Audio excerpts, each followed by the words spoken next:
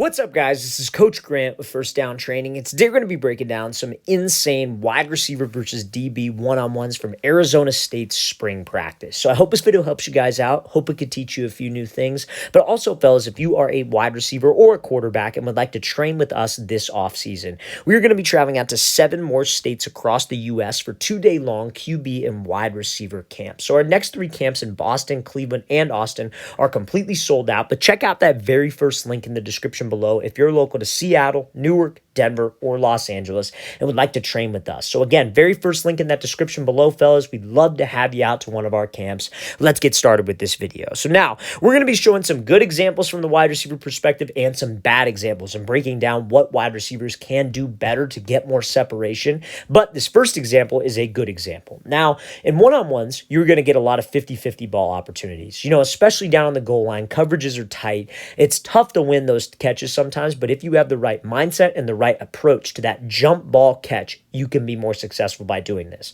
So let's play this full speed and let's watch what happens. So this wide receiver comes off the ball, gets jammed pretty good, but he is able to finish on this rep, stay in bounds on this catch, and is able to make that great play on the goal line. Now, especially if you're in a camp setting, fellas, and you're a guy, trying to impress a college coach or whatever it is, you have to make these types of catches. You have to make these types of plays. Because let's say, for example, you're high school wide receiver, you're going to go to one of your first college camps. Maybe you've been to college camps before. You obviously know that they do one-on-ones. And making plays like this is what will make you stand out because these are plays that they don't expect you to make. So when it's a jump ball catch, there are really 2 things that we want to focus on. Number 1, we want to go up strong. And that is exactly what this wide receiver does here. DB's in his face. DB's grabbing on his arm. There are going to be times that this will happen. And again, in one-on-ones, who cares if a penalty is called? DBs get away with a lot in one-on-ones, just like how wide receivers get away with a lot in one-on-ones.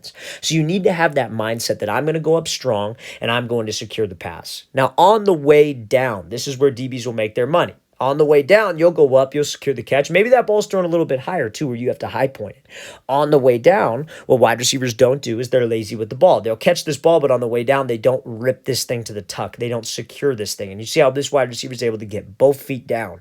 On the way down, DBs try to play the ball. So it's up strong. I'm going to be violent to the tuck, and then I make sure that I get my feet in bounds and I secure this catch. That is something that so many wide receivers can't get down because they just simply don't have the mindset. Let's go up strong. That's your ball until somebody says otherwise, and we rip that thing right to my tuck so he can't play the ball on the way down. So 50-50 catches, fellas, should be easy for us if we approach it this way. And these are the types of plays that are going to stand out to a high school coach, a college coach, pretty much a coach at any level. So now, next example we're going to look at here is this wide receiver slips on his route. And we're going to talk about how wide receivers can avoid slipping at the top of the break. So let's play this full speed. So he comes off here. He's able to get a little bit of separation. He throttles down on this stop route, but he's able to slip, and this DB is able to be all over this cut. So what causes this to happen? Now, there are a couple different things that lead to wide receivers slipping on their breaks, right? Sometimes it's reaching outside their frame. Sometimes it's cutting incorrectly on their foot. Maybe they cut on their heel and they'll skid out a little bit. But other times it's because they are too anxious to get out of the break with their upper half. So let's talk about what I mean by that. So anytime that you guys are running a route like a comeback, like a curl, like maybe just a quick stop route, you have to be able to drop your hips violently to decelerate quickly, right? So he gets to the top of this break. He snaps down. He's getting low. He's sitting his butt down. Shin goes to his knee. This is a position where you could slow down. Now, playing the wide receiver position, it's not just about being able to run fast and be able to slow down. It's about being able to run fast, slow down, then re-accelerate to get out of the break. I don't even think about it like you're slowing down. I think of it like you're creating energy. You're dropping your hips to put you into an explosive position to shoot you out of the break. Now, oftentimes, wide receivers will drop into their break and they try to get out of it too fast with their shoulders and with their head. Because all of you from the time that you first started playing wide receiver have been told, oh, you want to snap your eyes back to the quarterback to find the ball. But if you snap your eyes and you snap your shoulders before your feet get down, your feet are going to strike outside of your frame. And you see how his shoulders and head are already going back to the ball. And not to mention there's some contact there, but his foot is outside of his frame. His body's already getting back to the ball before his feet get down. That is what's going to cause the slip because your feet end up outside of your frame. It's no different. Let's think about it like simpler terms, right? Not necessarily a stop route. Let's think of it like he's breaking on a post route. And let's say this is the cut that he's going to use to break onto a post. A lot of wide receivers will slip on this cut too because their hips and their shoulders and their head are already turning out of the break before the foot gets down. Fellas, we have to commit to the cut. So what I would tell this wide receiver is obviously I wouldn't try to coach him up in this type of setting, right? Because it's one-on-ones. He's worried about his release. He's worried about timing. He's worried about catching the ball. But in drill work, what I would tell him to focus on doing is thinking that his feet drive him out and the hips turn you out of the break. So many wide receivers got it wrong. They'll drop into the break and then they think it's a quick snap of their head. No, it is a quick snap of your hips. If you guys can think about flipping your hips, flipping your belly button back to the line of scrimmage or back to the quarterback, depending on the route, that will keep your feet inside your frame because your hips are attached to your feet.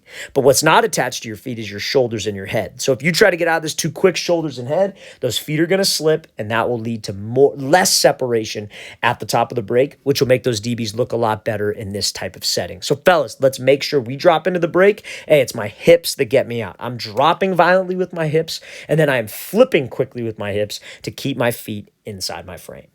Okay, so now this next example here is going to be a positive rep from the wide receiver. So this is going to be a slide release example. So if you guys are running, a slant route versus inside shade press, if you guys are running a 5-yard in versus inside shade press, that is when you would want to use this slide release. Now, you got to make sure that you're smart about this slide release and you use it in the right situation. So there are a million different types of play concepts out there, right? And there's a bunch of different types of footwork that the quarterback can do, progressions going from read to read, and you have to make sure that you're on the same page as your quarterback so you can time your releases up to the full play concept. Now, what I mean by that, let's say, for example, you're running a slant, but the quarterback is taking a one-step drop and just letting it fire, and you're the first read on the slant.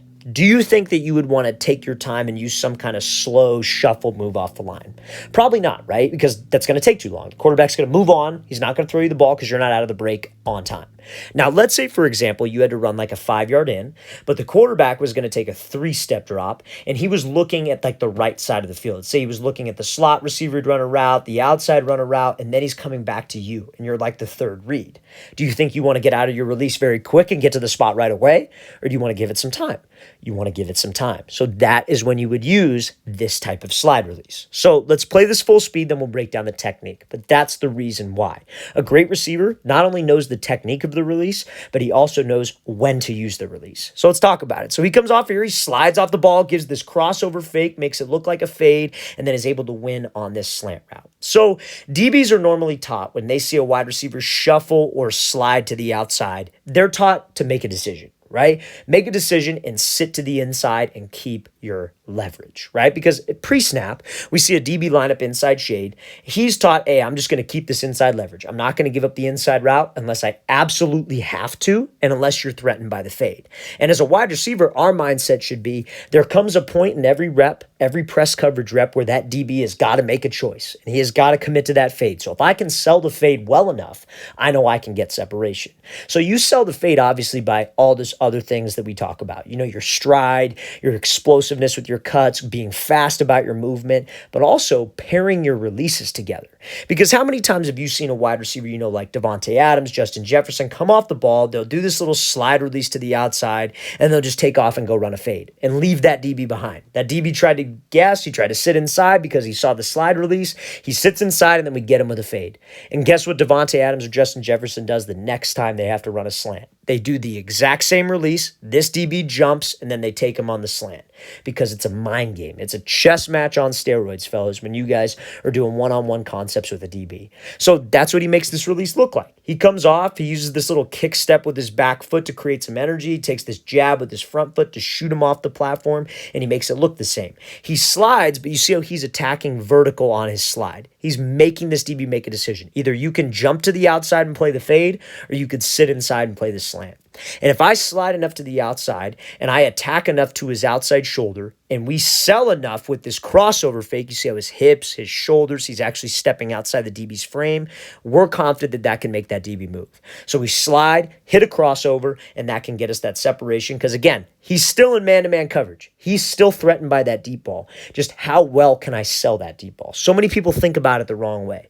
They think, oh, well, what if he sits, coach? What if I don't get him to bite? No, your mindset needs to be, I'm going to make him bite by the angle that I take off the line, the releases that I've used prior to this to set this up, and how well I sell a crossover fake, a jab fake, whatever move you're trying to do. So this is a perfect example of a slide release here, fellas, that we can all learn from. And again, remember, we have to use it in the right situation. Later reads, quarterbacks dropping back to pass, not just taking one quick step. And fellas, also, maybe like an RPO. You have to run a slant. It's maybe you got this inside shade look from a backer. Quarterback's doing this zone read action. You don't want to get there too fast. You can take your time. So let's take a look at this next example here. This is going to be an incorrect example here from this wide receiver. And this is why your pad level is so important. So a lot of people on this are a little bit uncomfortable running routes like the way this wide receiver ran a route. He had to run a dig route, and he's got this inside shade press coverage look. So think about this. When you have inside shade press coverage, because again, remember, like we talked about, it's not just about knowing how to run the routes. It's not just about knowing what's going to work against each specific coverage. It's also about the technique. You have to have a combination of both. And that's what all great route runners have. You look at Justin Jefferson, Devontae Adams, all the guys that we've talked about in this video. The great route runners have both. They got the athleticism, they got the skills, but they also got the football IQ. So this wide receiver has the football IQ. He knows exactly how to run this route. DB's inside shade, he's got to run a dig. His responsibility, don't give up the inside. So what does he do? He attacks him off the line. He takes the free outside release. He knows that off the line, it's just about keeping timing.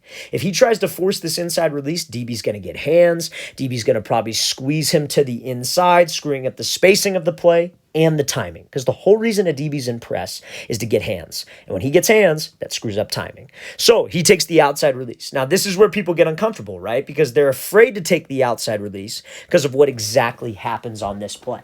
They're afraid to take the outside release because they think, oh, I'm going to break down on this and I'm going to run right into the DB. Not if you have a plan, right? So he comes up to the break point. DB's right on his hip. He tries to break down, and he tries to slip underneath him and throw by. But the DB just sits, and that is what guys are afraid of.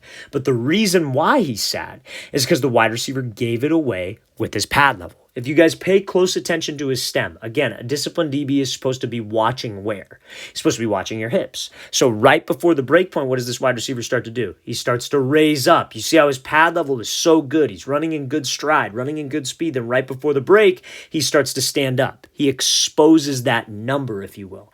He exposes his chest, letting the DB know, hey, I'm about to make a break. Slow yourself down. So we run right into him. If he maintains this pad level that he has right here all the way to the break point, he trusts his hips, he drops violently, that's when we can get space. Or he could have gone about it another way and tried to restack the DB. Nobody said that on a dig route, when it's against man coverage, you have to drop your hips. I only like the hip drop when you have to throw him by.